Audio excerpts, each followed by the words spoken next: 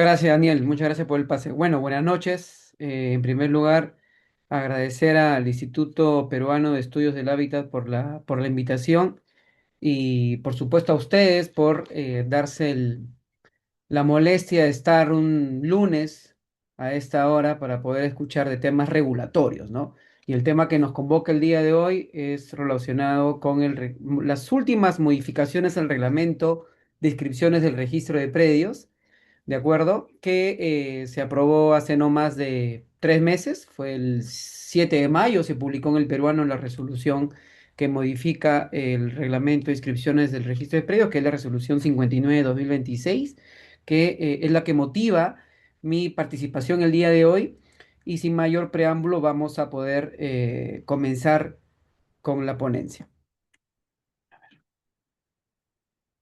A ver, estas modificaciones que concretamente han sido ocho artículos del reglamento de inscripciones del registro de predios se han modificado.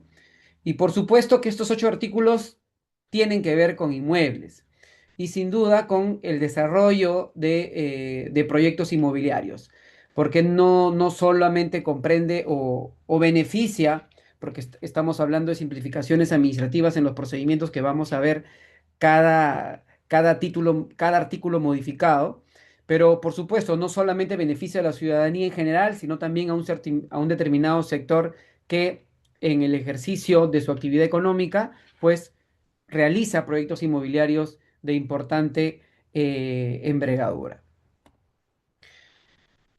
Se han modificado 8 artículos, ¿de acuerdo? El artículo 34, referido a habitaciones urbanas, el artículo 40, que también está referido a habitaciones urbanas, y el artículo 41, que también está referido a todo este procedimiento administrativo de habilitación urbana.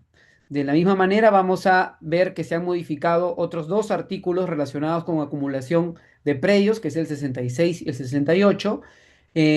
Luego, a su vez, tenemos 2 modificaciones relacionadas con en los artículos 7, 8 y 82, circunscritas a lo relacionado con construcción, o sea, declaratoria de fábrica y las cargas técnicas que en algunos casos, cuando se regularizan o se inscriben las declaratorias de fábrica, se extienden por alguna cuestión de algún incumplimiento urbanístico una carga técnica. Y finalmente, el artículo 89, que concierne a los supuestos de modificación del reglamento interno de propiedad horizontal, o todavía se denomina con la ley 27157 régimen de propiedad exclusiva y propiedad común. Es el artículo que vamos a finalizar explicando. Bueno, en primer lugar, para entender los primeros 3 artículos modificados, ¿no? Hay que hacer un breve contexto de una habilitación urbana, ¿no? La habilitación urbana no es más que un procedimiento administrativo que tiene como finalidad convertir un predio rústico en urbano. ¿Y esto se hace a través de qué? De la ejecución de obras y dotación de servicios públicos. O sea, lo que busca este procedimiento administrativo es convertir un inmueble para que sea habitado para una determinada actividad económica, generalmente para vivienda, industrial o comercial. Y esta habitación urbana tiene 2 grandes etapas, ¿de acuerdo? La primera etapa es la aprobación del proyecto, que es cuando se propone o se solicita la obtención de una licencia a la municipalidad distrital, y el entregable o lo que expide la municipalidad es un acto administrativo aprobando el proyecto de habitación urbana. Y este proyecto de habitación urbana, que es la primera etapa, tiene una última etapa que es la recepción de obras. ¿De acuerdo? Que está relacionado, yo gestiono como promotor o como persona natural que está llevando a cabo una habilitación urbana, gestiono mi licencia, que es el proyecto, y cuando culmino realizar las obras para las cuales me aprobaron el proyecto que presenté, yo tengo que solicitar la recepción de obras. Esto es, municipio recibe las obras que tú me has permitido edificar en un determinado terreno. ¿De acuerdo?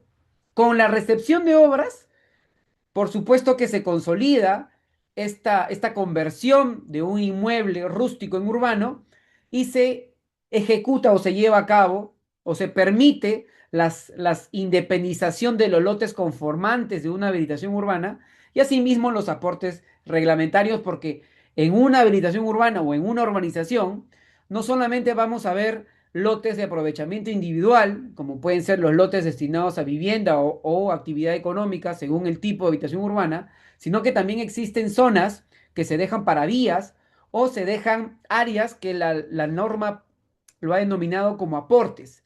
Aportes que generalmente son de dominio público y están asociados a área de recreación pública o para otros servicios como puede ser para una posta médica, para una comisaría, para un colegio, etc. Eso es de acuerdo a cómo se haya conceptualizado el proyecto de habitación urbana y haya sido aprobado por el gobierno local. ¿De acuerdo? Lo que sí tenemos que decir que de esta modificación de estos 8 artículos, sí la vocación ha sido, pues, tornar más predictible los pronunciamientos del registro. Por supuesto, nadie desea demorarse más de 3 meses o 2 meses porque en un trámite registral o como cualquier trámite en general, el tiempo es dinero. Entonces, mientras yo demore en el saneamiento o en la inscripción de un determinado acto administrativo, puede estar incurriendo en algunos costos económicos que por supuesto a nosotros o a los que están ejerciendo la función registral no necesariamente son muy conscientes de ello, sino por el lado del usuario, del administrado, sí estamos constantemente detrás haciendo el seguimiento respectivo, ¿no? Entonces lo que busca esta modificatoria es mejorar el marco normativo relacionado con concretamente con la habitación urbana, para mejorar la predictibilidad y simplificar y destrabar, ahora que estamos escuchando con ocasión de la coyuntura política, destrabar cada vez proyectos de envergadura y por supuesto el destrabe también está relacionado con limpiar o suprimir algunas barreras jurídicas que no tienen mucha trascendencia y lo vamos a ver a continuación. A ver, cuando se conceptualiza o cuando un promotor tiene una idea de negocio y desea pedir al municipio que se apruebe el proyecto de habitación urbana, sabemos que hay la ley 29, la ley 29090 es la ley marco que regula, dicho sea de paso, la actividad constructiva o la actividad de fraccionamiento de predios urbanos, ¿no? Regula 4 modalidades ya sea para una habitación urbana, que es convertir un terreno rústico en urbano, o para una actividad edificatoria concreta. No deseo urbanizar nada, el lote que he adquirido ya está urbanizado y lo que deseo más bien es llevar a cabo un proyecto edificatorio que también tiene 4 modalidades. Pues bien, cuando la municipalidad otorga y aprueba el proyecto de una habitación urbana, la norma permite, o sea, la ley 2790 permite que de una interpretación de varios artículos de esta ley, que se puedan anotar, o sea, publicitar en el registro público, no solo el proyecto de la habilitación urbana, sino que también, o mejor dicho, como regla general, siempre se permitía, o la lógica era que se inscribiera o se anotara la recepción de obras, que es la etapa final de una habitación urbana. Sin embargo, habían algunos proyectos inmobiliarios que solicitaban, sobre la base de que la ley matriz, por llamarlo de una manera, la 29090, permite que tanto el proyecto como la recepción de obras se inscriban en el registro público. Sin embargo, a nivel registral existía una negativa, en el sentido de que nuestro reglamento de inscripciones del registro de predios sí no se había adecuado o actualizado a las tantas modificatorias y continuas modificatorias que ha tenido la ley 29090, ¿no? En el sentido de que nuestro reglamento de predios, antes de esta modificatoria, solo prevé de manera expresa que se pueda inscribir el proyecto de habitación urbana. La recepción de obras, ¿acaso no se podía escribir? Sí se podía inscribir, pero la modificación concreta es que ahora no solamente se inscribe, o mejor dicho, se ha disipado todo tipo de duda, porque en el caso de que uno tenía esta barrera primigenia del registrador, tenía la posibilidad de apelar al tribunal registral y luego unos 3 meses aproximadamente obtenía un pronunciamiento favorable, ergo se permitía la inscripción de un proyecto de habilitación urbana. Pero a efectos de evitar toda esta vía crucis de llegar a una apelación o de interponer recursos de reconsideración con la finalidad de levantar las observaciones en este tipo de actos o de pedidos de inscripción de un proyecto, es que el reglamento en el artículo 34 concretamente se prevé de forma expresa que no solo se va a anotar o inscribir la recepción de obras, sino que también se va a permitir anotar el proyecto de la habilitación urbana. Claro está que, por supuesto, no solamente ahora se va a permitir a nivel registral, porque estas modificaciones, por supuesto, se han realizado solo a nivel de norma registral, ya que la ley matriz, que es la 29090, en este caso ya permitía y no ha habido mayor ajuste necesario previo para que esta modificación del reglamento de predias vea la luz finalmente, ¿no? Ahora, pero no solamente Ojo, no solamente se permite la anotación del proyecto de habitación urbana, sino que cuando la municipalidad, en el pedido del proyecto de una habitación urbana, solicito a su vez que la municipalidad no solo me autorice a realizar las obras convencionales para convertir un predio rústico en urbano, que como ya les mencioné son las pistas, veredas, dotar de servicios públicos, ¿no? Sino que también en algunos tipos de proyectos, también se vende, se conceptualiza un negocio inmobiliario en no solamente en venderte un lote de vocación urbana, sino que también te vendo el lote urbano, pero asimismo te voy a vender con una construcción porque te voy a vender un módulo, ¿no? O un piso o una determinada característica a nivel de arquitectura que ya no solamente te estoy vendiendo el lote, sino que también te estoy vendiendo lote más lo que yo te voy a construir. Con lo cual, a nivel de un consumidor inmobiliario, ya voy a recibir no solo una partida individual del lote urbano, sino que también en ese tipo de proyectos, la construcción de una unidad inmobiliaria o de una casa o de como se llame en la terminología que se vaya a utilizar, ¿no? En un proyecto de este tipo. Con lo cual, cuando me aprueben el proyecto y a su vez yo tenga esta idea de negocio adicional de que voy a construir como promotor, por supuesto que también tendría que pedirle al municipio este permiso, que se me autorice a nivel de proyecto la construcción simultánea y la venta garantizada. Cuando se expide este acto administrativo en conjunto con la aprobación del proyecto, es factible que a su vez se anoten provisionalmente o se aperturen provisionalmente los lotes conformantes de la habilitación urbana, a efectos de que de eventualmente publicitar las ventas que yo como promotor inmobiliario haya conceptualizado a efectos de también garantizar y obtener determinado flujo para continuar con los trabajos en una habilitación urbana por etapas. Y aquí está un ejemplo, digamos, la imagen me puede ayudar a explicar lo que he venido diciendo. Imaginemos un gran inmueble que tiene dos etapas. En una primera etapa se había aprobado el proyecto y asimismo se había aprobado la construcción simultánea y la venta garantizada, con lo cual preindependizo los lotes. Ahora ya no voy a tener la traba inicial de anotar el proyecto de habitación urbana, ¿no? Pero asimismo, si deseo preindependizar los lotes, o sea, no solamente, ya no deseo únicamente publicitar el proyecto de la habitación urbana, también deseo generar los lotes preindependizados, o sea, preindependizar los lotes. ¿Preindependizar por qué?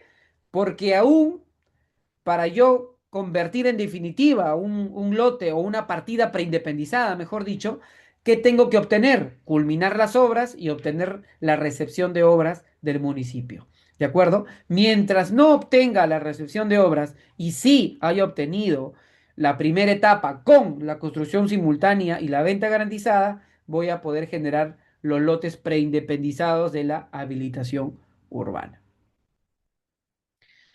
Entonces, una primera modificatoria que hemos explicado es lo relacionado con que ya no existe duda de que se puede anotar el proyecto de habilitación urbana. Y cuando me refiero que no existe duda, es que a nivel registral, por supuesto que se permitía. Sin embargo, para que esto se llegue a efectivizar, en la gran mayoría de ocasiones se tenía que incurrir a una apelación al tribunal registral, porque esto que hoy ha sido plasmado en el reglamento de inscripción del registro de predios, ya el tribunal registral lo venía permitiendo a través de la jurisprudencia registral. ¿Qué otro artículo relacionado con la habilitación urbana se ha modificado? Es el artículo 40. ¿Y qué nos dice el artículo 40? Sin entrar en mucho detalle, el artículo 40 está referido a los documentos, ¿no?, que justifican o constituyen título suficiente para inscribir una habilitación urbana. ¿Qué cosa se ha atacado con esta modificación?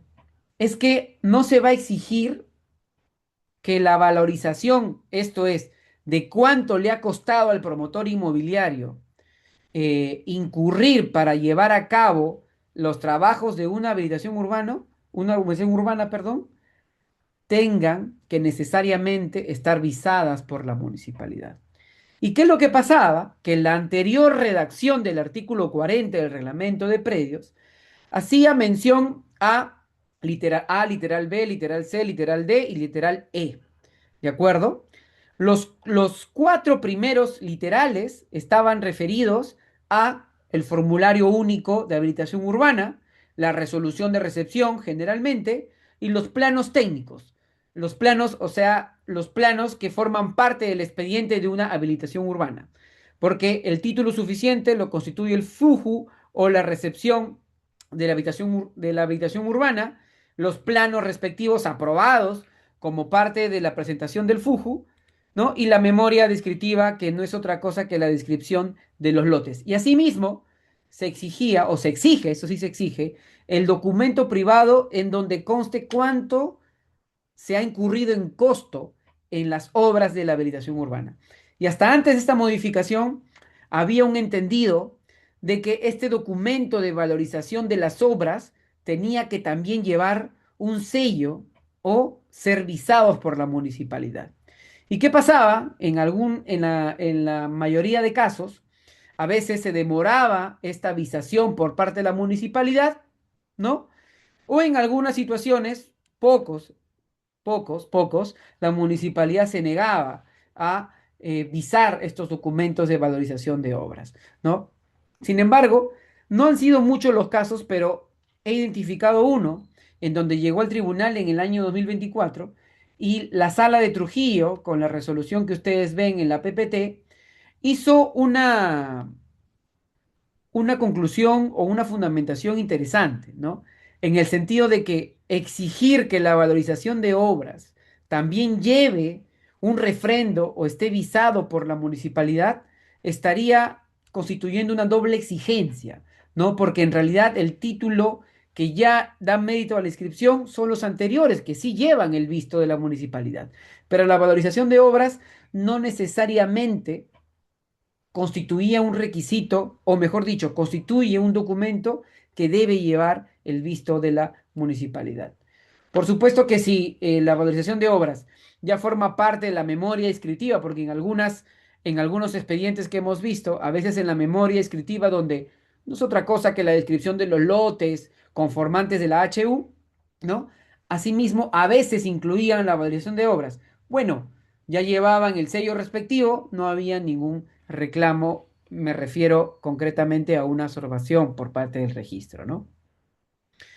Entonces, al día de hoy, ya digamos que estamos hablando de un expediente, o cuál sería el expediente perfecto, la resolución municipal de la recesión, más el FUJU y los planos, con la memoria descriptiva respectiva, y el documento privado de valorización, ya es necesario que nos estemos preocupando de que lleve el visto del municipio. Bastaría con una firma legalizada por parte del notario. Y claro, ¿quién debería avisar, perdón, quién debería suscribir el documento privado de valorización? Bueno, la norma, si ahí no ha habido modificación, que es el profesional a cargo o el profesional responsable, ¿no? De las obras llevadas a cabo, es el que tiene que tener sus firmas certificadas por notario, si es que la valorización de obras de una habitación urbana no se haya incluido en la memoria descriptiva de la habilitación urbana. ¿Qué otro artículo tenemos de la habilitación urbana que también ha sufrido modificación? En el artículo 41 del Reglamento de Inscripciones del Registro de Predios se regula lo concerniente al contenido del asiento de registral de una recepción de obras. Como ya le mencionaba, la recepción de obras es la etapa final como acto administrativo que expide en el marco de un procedimiento de habilitación urbana. Y con la recepción de obras, si es que el promotor o la persona natural o la persona jurídica no se ha preocupado porque no le interesaba gestionar la anotación preventiva de un proyecto de habitación urbana, bueno, culminaba los 2 o 3 años, dependiendo del cronograma o dependiendo de la, de la dinámica en poder terminar rápida las obras de una habitación urbana, es que se esperaba a la recepción de obras. ¿Para qué cosa? Para independizar los lotes que conforman una habilitación urbana. Y dentro de la habilitación urbana, como le mencioné al principio, no solo existen lotes de aprovechamiento individual, sino que también existen espacios que la ley los denomina como aportes reglamentarios, que son en beneficio del Estado. Y estos aportes reglamentarios se consideran espacios públicos, ¿de acuerdo? Y en la gran mayoría de casos, los aportes reglamentarios no necesariamente se independizaban y encontrábamos, por ejemplo, que el Parque uno de la Habitación Urbana Santa Rita, ¿no? Tenga una partida registral independiente a nombre del Estado, representado por el gobierno local. Es, era muy difícil encontrar, o es muy difícil encontrar. Entonces, la modificación del artículo 41 ha atacado esta situación. Ahora, por defecto, lo que se ha pedido o lo que se exige al registrador es que producto de la recepción de obras de una habilitación urbana, no solo, así como también se independizan por defecto los lotes de aprovechamiento individual, también se van a independizar aquellos aportes reglamentarios a favor de las entidades beneficiarias, ¿no? Por ejemplo, los espacios públicos de recreación, como lo pueden ser los parques, es a favor del gobierno local, no obstante del Estado como administrador del gobierno local. Otros aportes cuya entidad o cuya entidad pública a cargo de la conservación y de lo que corresponde efectuarse sobre ese espacio, como puede ser un espacio para educación, para hacer un colegio, es el sector educación, o el Ministerio del Interior, en el caso que sea para, de repente, una comisaría, ¿no? O si estamos hablando para un establecimiento de salud, por supuesto, para el sector del MINSA, ¿no? O el Ministerio de Salud. ¿Y cuál era? Y más allá de preocuparse en que los bienes del Estado tengan una partida registral, o sea, estén saneados, ¿por qué también había esta necesidad? Y es que estamos en un marco, bueno, esto ya les estaba diciendo cómo es el procedimiento normal cuando yo obtenía una recepción de obras, se independizan los lotes privados y las áreas de aportes quedaban, por decirlo de alguna manera, olvidadas, ¿no? Y es que precisamente porque no tenían una individualización a nivel registral, en la gran mayoría de casos, a veces estos bienes de dominio público quedaban expuestos a contingencias, ¿no? La mayor contingencia inmediata que se nos puede ocurrir a todos cuando tienes un inmueble que no está siendo utilizado es alguna posibilidad de invasión. Bueno, los bienes del Estado no están sujetos a ese fenómeno. Y con lo cual, ¿qué es lo que obligaba o ubicaba al Estado en una posición débil con miras a efectuar algunas acciones de recuperar el espacio, ¿no? O explotar o dotar de determinada infraestructura a un parque o para construir un colegio o para construir una posta o para construir una comisaría. Ahora, en las normas de las inversiones del Estado, se exigen que todos los inmuebles donde se desea efectuar algún tipo de inversión, pues tengan el saneamiento. Y esto no es otra cosa que el predio a nombre del Estado donde se desee llevar a cabo una actividad o un proyecto de inversión tenga su partida individual. Entonces, con esta modificación del artículo 41, ya por defecto con la recepción de obras, el Estado concretamente es el que se ve beneficiado con esta modificatoria, porque ya se van a poder independizar con la recepción de obras sin necesidad que se lo pidan las áreas de aportes a favor de las entidades beneficiarias según corresponda. Ya esto creo que lo hemos explicado. La resolución que constituye el título suficiente para hacer el traslado de dominio, como le llamamos a nivel registral, es la propia resolución que aprueba la habilitación urbana. Antes de eso, en algunas entidades o beneficiarias o gobiernos locales, hemos visto que se han tenido que extender escrituras públicas con la consecuente independización, ¿no? Con lo cual eso es innecesaria incurrir en esa formalidad mayor que repercute en mayor costo y mayor tiempo de saneamiento al Estado, porque todas esas gestiones de saneamiento incurren o implica un desembolso de dinero y ese desembolso de dinero es impuestos de todos los peruanos.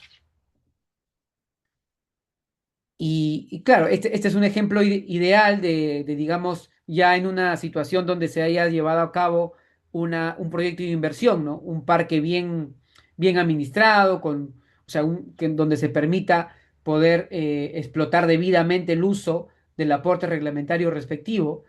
Pero ojo, que si bien es cierto, por defecto es para las habitaciones urbanas nuevas, pero ustedes se preguntarán, ¿y qué pasa con aquellas urbanizaciones antiguas, ¿no? Antes de esta modificatoria.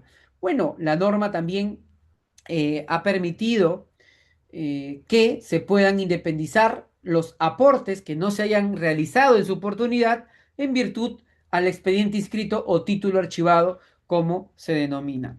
Ojo que actualmente no se necesitaba de esta modificatoria para llevar a cabo estas labores de saneamiento. Diversas entidades públicas beneficiarias de aportes o las municipalidades distritales vienen ejerciendo actos de saneamiento, ¿no? Para poder independizar sus aportes. Y por supuesto, son urbanizaciones antiguas.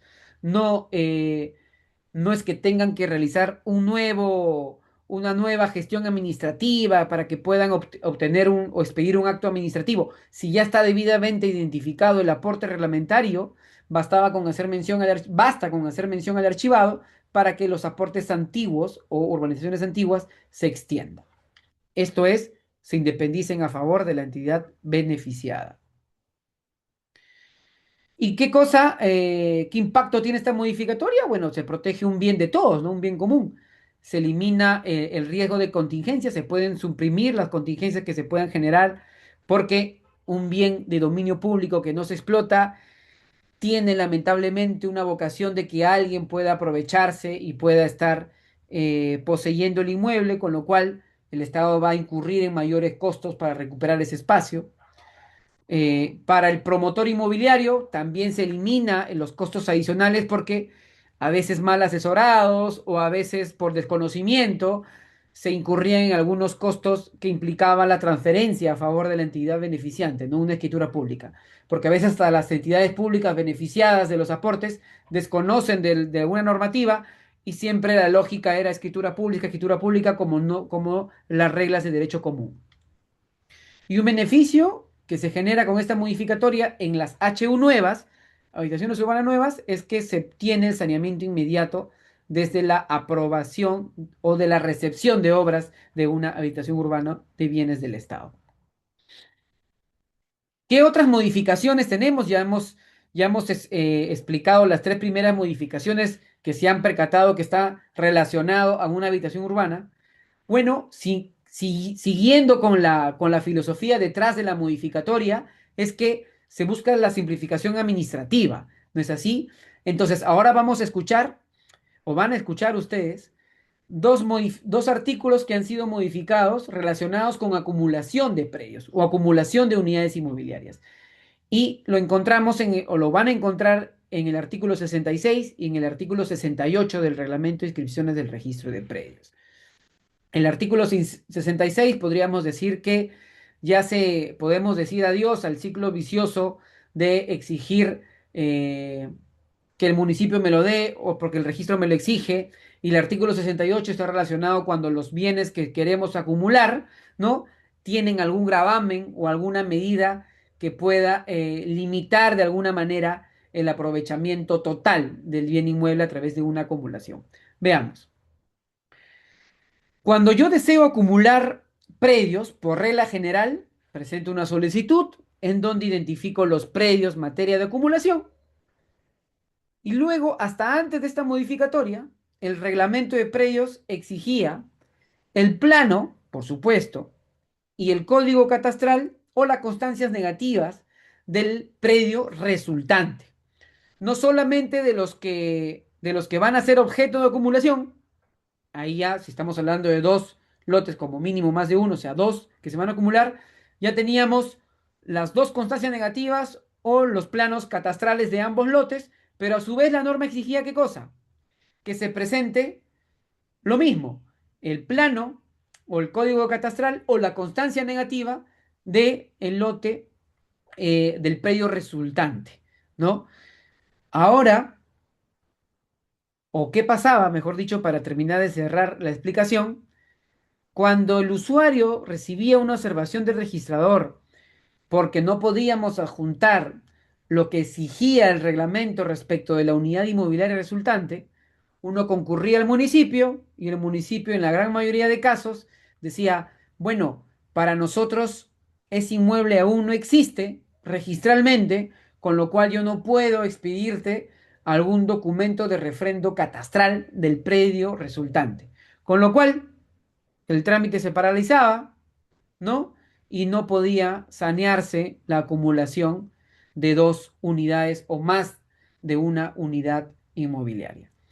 Con la modificación del artículo 66, digamos que el sentido común ha permitido que esto ya se elimine la exigencia de poder presentar lo relacionado con el resultante. Actualmente la redacción es o presento de los predios antes de acumular o si quizás obtengo, porque es una municipalidad que entiende bien las reglas catastrales, porque recordemos también que el sistema registral peruano es un sistema declarativo, donde el derecho no nace en el registro, o las situaciones jurídicos reales, como se denominan, no nace en el registro, y en este caso de temas de predios, el control urbano lo ejerce la municipalidad y el control catastral, por supuesto que lo ejercen las municipalidades o los gobiernos locales, no lo ejerce el registro, y en algunos casos, si con algunas municipalidades no tenían ningún inconveniente en expedir de repente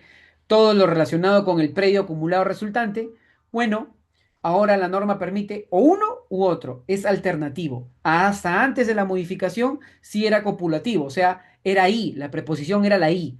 Presenta lo de los lotes iniciales que son objeto de acumulación y adjunta además lo relacionado con el resultante, el lote acumulado resultante. Ahora, como les digo, con esta modificatoria es o uno u otro.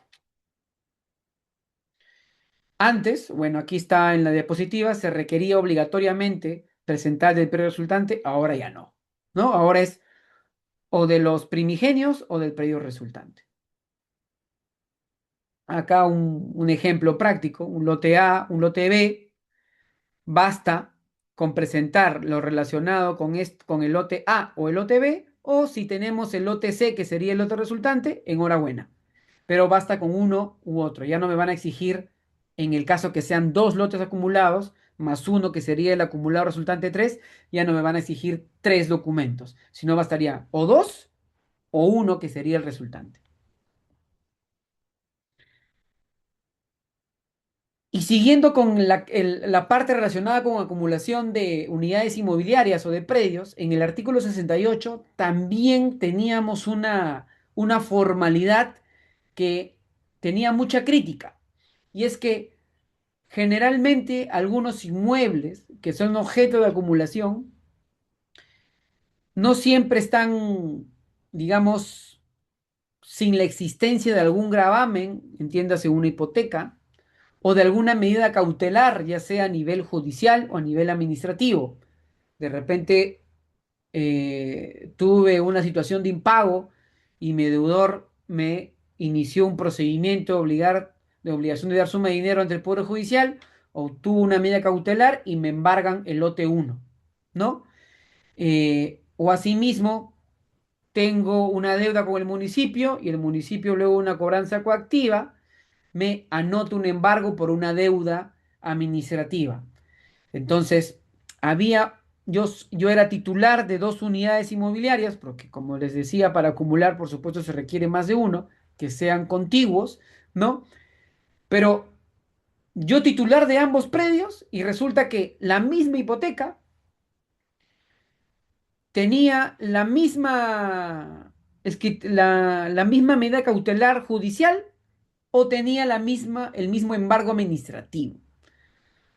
Hasta antes de esta modificatoria no había la salvedad y en el caso de hipotecas,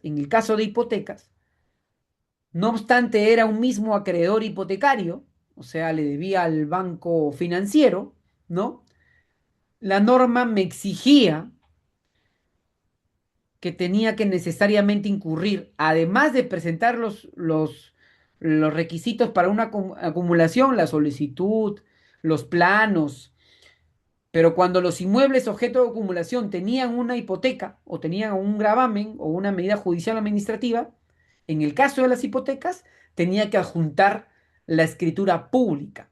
La escritura pública en donde, ¿qué cosa? Se puede identificar el rango de las hipotecas a efectos de una eventual cobranza, qué acreedor hipotecario iba a ser en el primer orden que iba a recibir los pagos producto de un proceso de ejecución de garantías, ¿no? Pero, sin embargo, si los inmuebles objeto de acumulación tenían un mismo acreedor hipotecario y era la misma hipoteca, ¿acaso no podríamos decir que carecería de sentido exigir una escritura pública si finalmente la misma escritura pública anotada o inscrita en los dos inmuebles objeto de acumulación? Bueno, no dudo que algunos registradores, por supuesto, después de una reflexión jurídica vía un recurso de reconsideración ante el mismo registrador, probablemente podrían obtener un pronunciamiento a su favor y no les exigían quizás presentar la escritura pública en este tipo de casos, cuando exista identidad de acreedores, ¿no? Pero habían otros, o probablemente habían registradores que sí, muy pegados ellos al cumplimiento de los requisitos que nos permite, que exige la normativa registral, nos presentaban como un obstáculo. ¿Y qué teníamos? Lamentablemente que incurrir en un costo de una escritura pública, porque todos aquellos que hayamos tenido contacto con una gestión notarial, sabemos que el costo de una escritura pública no es el mismo costo que un documento privado con firmas certificadas. Hay libertad de precios, cada notaría tiene un tarifario que implicaba incurrir en dinero y en tiempo para preparar la escritura, elaborar la minuta, etc. ¿No? Con, con la modificación del... A ver, perdón, este es otro artículo.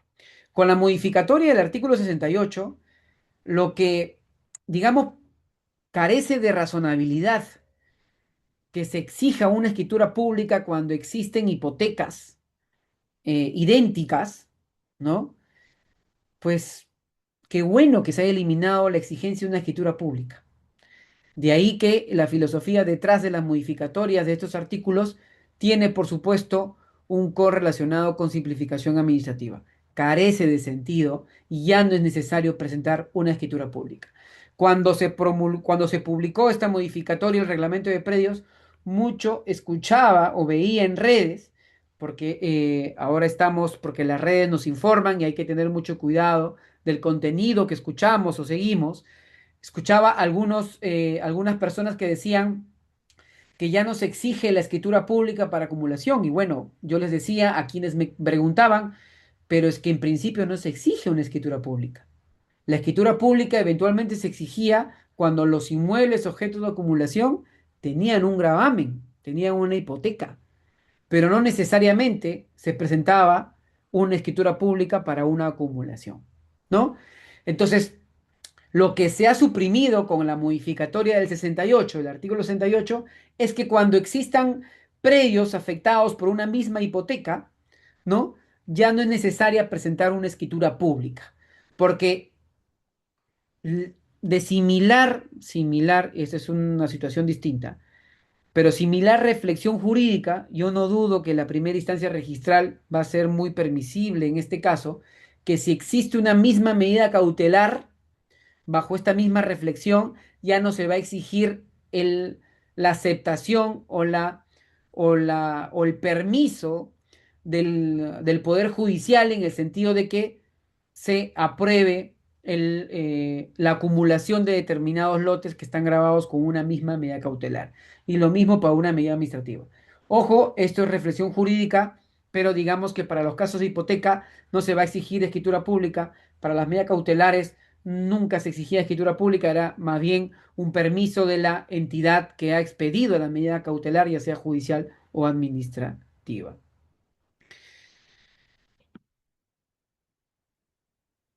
Ya estamos en la segunda parte, por así decirlo, porque ahora vamos a aterrizar en las modificatorias. Ya hemos visto habitaciones urbanas, ya hemos visto relacionadas con la acumulación, y ahora vamos a ver dos artículos que se han modificado relacionados con la actividad constructiva, edificatoria concretamente. Antes de la modificación del artículo 78, cuando una sociedad conyugal era titular o es titular de un bien inmueble donde han construido una casa o han levantado un edificio y han incurrido en un trámite administrativo y o un trámite directo ante el registro público en función a la fecha de finalización de la obra, ¿no? Que en algunos casos, por alguna razón, no podían firmar eh, todos los conformantes de una sociedad conyugal, que son los esposos, sino que firmaba uno u otro. O asimismo, ya no estamos hablando de una sociedad conyugal, que son esposos, sino que estábamos hablando de un régimen de copropiedad, o sea, el típico ejemplo, una herencia, ¿no? Por sucesión intestada o por vía testamento, con mis hermanos recibimos el inmueble donde hemos vivido toda nuestra vida y nos toca regularizar la construcción que nuestros padres hicieron. No lo hicieron en vida, nos toca hacer a nosotros a efectos de poder luego inscribir la fábrica, por supuesto, y generar las partidas individuales para poder hacer la división y partición, ¿no? Pero resulta que uno de los hermanos también estaba en el extranjero o no podía firmar de forma temporal y solamente la habían firmado dos o un propietario. Hasta antes de la modificatoria, en la primera instancia registral, en el caso de la sociedad conyugal, al menos sí se exigía, eh, no solo para la sociedad conyugal, sino también para el régimen de copropiedad, la jurisprudencia registral sí permitía que no necesariamente tenían que firmar todos los copropietarios o todos los conformantes de una sociedad conyugal que lo constituyen los esposos. En el caso de la sociedad conyugal, basta que lo firme alguno de ellos, ¿no? O el esposo o la esposa, y en el caso de los copropietarios, bastaba con la firma de aquellos que representen la mayoría absoluta, ¿no?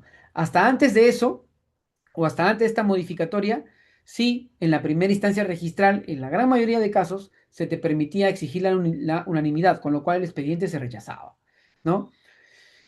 Y ahora con el artículo 78, donde ya se exclamó algo que la jurisprudencia registral ya permitía, y dicho sea de paso, como también van a poder colegir o deducir, es que estas modificaciones plasmadas en nuestro reglamento de predios también ya veían su luz en la propia jurisprudencia registral.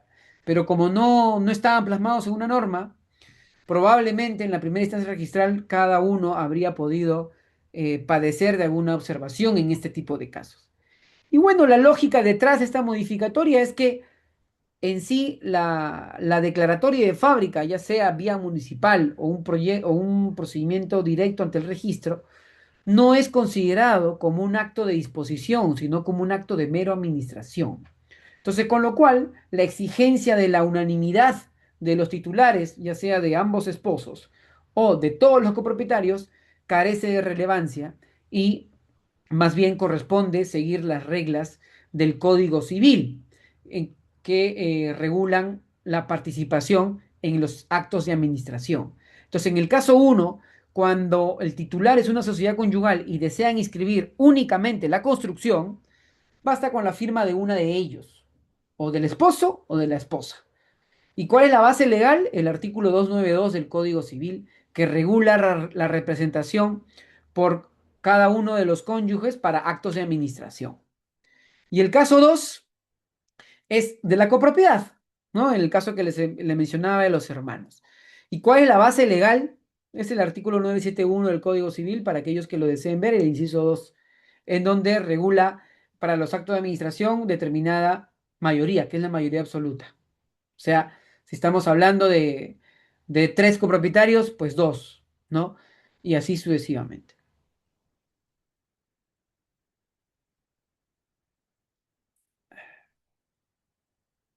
Otro artículo que se ha modificado relacionado con construcciones es la existencia de cargas técnicas. ¿Qué son las cargas técnicas? No se ve, yo habré visto uno o dos casos en donde me haya tocado con alguna partida registral en donde una conformidad de obra o una declaratoria de fábrica concretamente aprobada por la municipalidad también se haya extendido una carga técnica, porque las cargas técnicas están relacionadas con algún incumplimiento, algún parámetro urbanístico para una determinada zona. Entonces, si la municipalidad me aprueba una declaratoria de fábrica, difícilmente esta declaratoria de fábrica venga de la mano con una carga técnica. Yo recuerdo haber visto, de verdad, no más de dos casos, ¿no? Pero donde sí se extienden diversas cargas técnicas es en el procedimiento simplificado o en el procedimiento directo ante el registro público, donde no participa el municipio, pero sí lo hace un arquitecto o un ingeniero inscrito como verificador en el índice respectivo de los registros públicos. Y esto tiene su base legal en la ley 27157, que permite regularizar directamente ante el registro aquellas obras que se hayan terminado de realizar o de construir hasta antes del 31 de diciembre del 2016.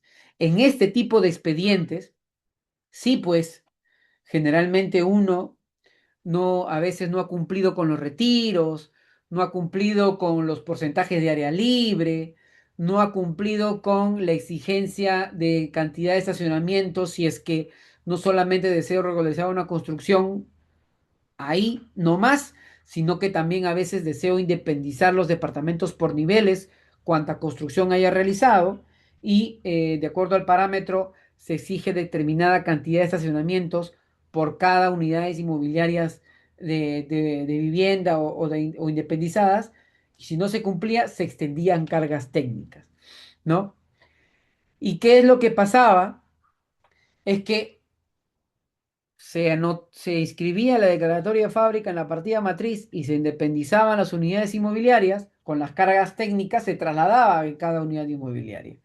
Hasta antes de la modificatoria de este artículo 82, algunos, y en la gran mayoría de casos, se exigía, no obstante que en la partida matriz, la carga técnica que nació en su momento cuando se regularizó la fábrica, ya se había levantado la carga técnica,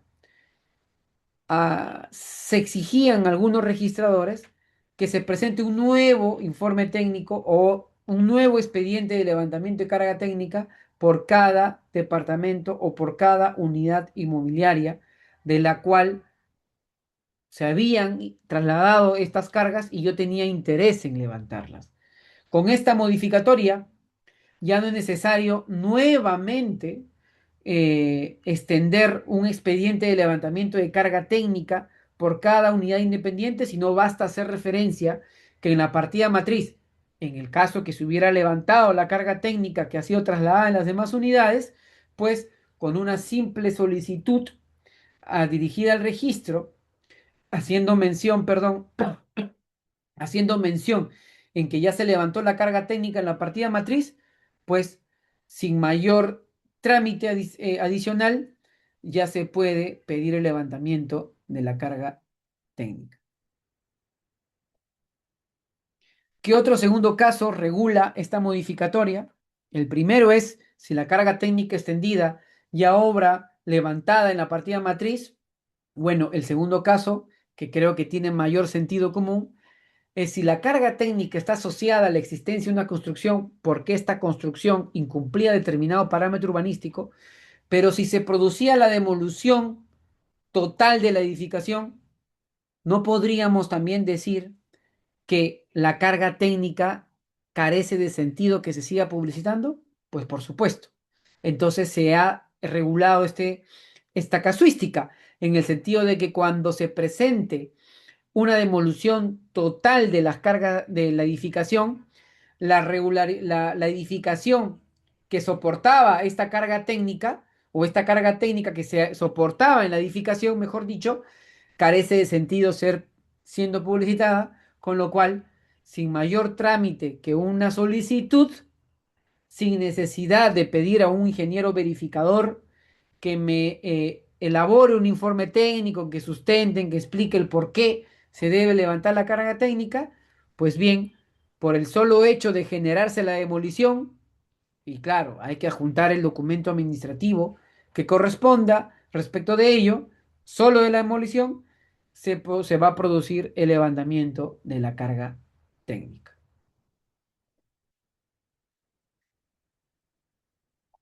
Y ahora sí terminamos esta charla con la última modificación del artículo, o con el último artículo modificado, que es el artículo 89, ¿no? Relacionado con los reglamentos internos.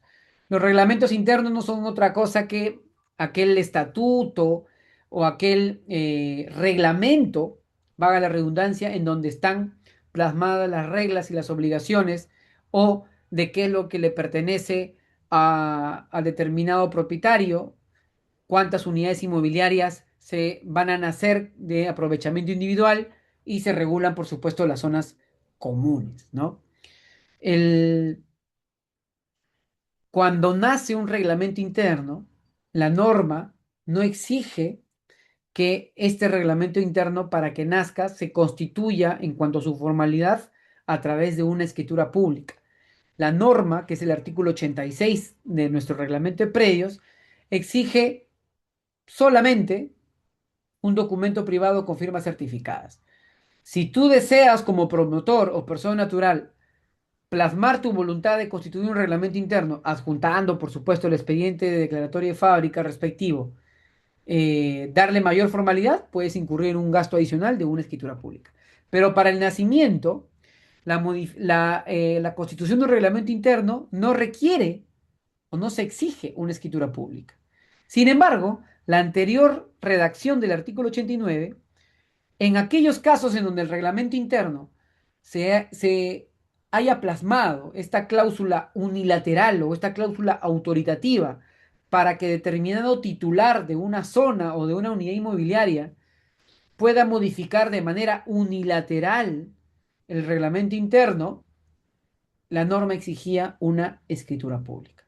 Porque, ojo, la regla general, cuando se constituye un reglamento interno y algún propietario de una unidad inmobiliaria desee efectuar modificaciones, es que estas modificaciones, por supuesto que tienen que tener un reflejo en el reglamento interno, porque generalmente las modificaciones implican o subdividir o dividir las unidades inmobiliarias, o incrementar el área construida de determinada unidad inmobiliaria. Y esto debe tener un reflejo en el reglamento interno, ¿no? Entonces, por regla general, estas modificaciones al reglamento interno tienen que ser aprobadas ¿por quién? Por la Junta de Propietarios. Y la Junta de Propietarios no es otra cosa que, o la conforman todos los titulares de las unidades inmobiliarias conformantes del reglamento interno. Si yo tenía una cláusula autoritativa y solamente iba a dividir mi unidad inmobiliaria sin afectar la parte constructiva, y tenía la cláusula autoritativa, no había ningún problema si tenía que incurrir en un costo de la escritura pública, ¿no? Porque no estoy afectando ni las áreas de mis vecinos, ni mucho menos los porcentajes de participación de las demás unidades inmobiliarias. ¿Qué es el porcentaje de participación? El porcentaje de participación un derecho, es un derecho accesorio que nace producto de la apertura de una partida registral para una unidad inmobiliaria. Y el porcentaje de participación es es algo muy importante porque va a servir para poder adoptar acuerdos en la reunión de la Junta de Propietarios y asimismo va a servir de cálculo para lo que le corresponde a determinado propietario cuando tenga que incurrir en el costo de un gasto administración, de un gasto de administrativo del edificio, ¿no? Las cuotas de administración es el claro ejemplo. Lo ideal es que las cuotas de administración se fijen en función en función de los porcentajes de participación plasmados en el reglamento interno. Hay particularidades, pero eso ya depende de cada situación que decida la Junta de Propietarios, ¿no? Entonces, con esta modificatoria ya no es necesaria, ya no es necesario presentar una escritura pública en donde se plasme la voluntad de modificar unilateralmente el reglamento interno. Y la lógica ya le he venido explicando en el sentido de que si el reglamento para que nazca no requiere necesariamente un documento privado, no requiere necesariamente una escritura pública, ¿por qué si se debiera exigir una escritura pública en el caso que el propio reglamento prevea modificar el reglamento interno de manera unilateral? Claro está, siempre y cuando no se afecten propiedades o se afecten zonas comunes, ¿no? Podríamos decir que ahora existe el propietario de una zona libre, una zona reservada, tiene flexibilidad total para poder modificar el reglamento interno en el caso sí que tenga la cláusula autoritativa. Si no tuviera la cláusula autoritativa con la legislación actual, no es posible modificar de manera unilateral el reglamento interno. O sea, lo tradicional que era la escritura pública en estos casos se vuelve opcional. Ahora la regla es firma certificada notarialmente, que es más ágil y por supuesto más económica. Bueno, y básicamente es eso. Muchas gracias a a la audiencia y sí me gustaría quizás si es que alguien tuviera alguna pregunta para poder ahondar un poco más y regresar a la explicación de algún artículo modificado. Muchas gracias. Muchísimas gracias, profesor. Hay unas preguntas en el chat, si gustan, las puedo trasladar. ¿Ya? A ver, por favor, Daniel. Dice, Isabel pregunta, ¿a qué se refiere con cláusula autoritativa? Ok, gracias Isabel. Las cláusulas autoritativas, ¿dónde la vamos a encontrar? Por supuesto en el reglamento interno. Cuando yo adquiero una unidad inmobiliaria de una empresa inmobiliaria o de alguna persona que es promotor inmobiliario, yo tengo determinados derechos y deberes, ¿de acuerdo? Y estos derechos y deberes se plasman en el reglamento interno. Y estos reglamentos internos generalmente te los otorgan las empresas inmobiliarias, que sí es un requisito indispensable para generar las partidas independizadas. Entonces, las cláusulas autoritativas no es otra cosa que el permiso para que de manera unilateral algún propietario titular de un área dentro del reglamento interno o dentro del proyecto inmobiliario pueda modificar sin la necesidad de tener el permiso o la anuencia de la Junta de Propietarios. Eso es, Isabel. ¿Y dónde la voy a encontrar? En el reglamento interno. No la voy a encontrar en una cláusula X. De repente quizás ustedes lo pueden malinterpretar porque ven su contrato de compra-venta y ven una cláusula autoritativa, pero si esa cláusula autoritativa para modificar el reglamento interno no está plasmada en el reglamento como tal, prácticamente esa cláusula, como decimos los abogados, es inoponible para la Junta de Propietarios, ergo, y menos para el registrador, con lo cual se te va a exigir, ¿no? De acuerdo, gracias, doctor. Jan Odar pregunta, ¿qué beneficios de estas modificaciones a los 8 artículos del reglamento son también para el Estado? Ajá. El primer beneficio de las modificatorias que en mi opinión yo identifico es lo relacionado con los aportes reglamentarios. Porque ya les mencionaba que la regla no era que se independicen los aportes reglamentarios con la aprobación de la recepción de obras de habitación urbana, que es la etapa definitiva o la etapa final, ¿no? Sino que se tenía que esperar a la necesidad o la voluntad de la entidad beneficiaria del aporte reglamentario para poder recién independizar y crear una partida registral al aporte. Entonces, el beneficio, en mi opinión, directo es respecto de los bienes de dominio público, que son los aportes reglamentarios, que el Estado se va a ahorrar dinero y se va a ahorrar tiempo y puede destinar los recursos para ejecutar, sí, el proyecto de inversión pública y ya se estaría ahorrando la etapa del saneamiento que implica independizar el aporte reglamentario. Pero asimismo, yo considero que todas las modificaciones de alguna manera también repercuten al Estado porque evitan de que un trámite registral o un título pueda durar demasiado tiempo, más de lo normal o más de lo que ya estamos acostumbrados cuando en una calificación registral, ¿no? Porque el registrador ya podría destinar ese tiempo para otros títulos, con lo cual también el Estado se beneficia en ese aspecto. Gracias, doctor. Ahora, María pregunta, solo una precisión. ¿Esa modificación unilateral del reglamento interno, perdón, es en tanto no afecta el porcentaje del resto de las unidades inmobiliarias? Exactamente, así es. Bueno, si me permite un ejemplo, ¿no? Son tres unidades inmobiliarias, porque el típico ejemplo que se utiliza es cuando recibimos algo en herencia. Somos tres hermanos, nuestros padres fallecieron, yo me quedo con el primer piso, mi otro hermano con el segundo, y el hermano menor, pues le dejamos la azotea, ¿no?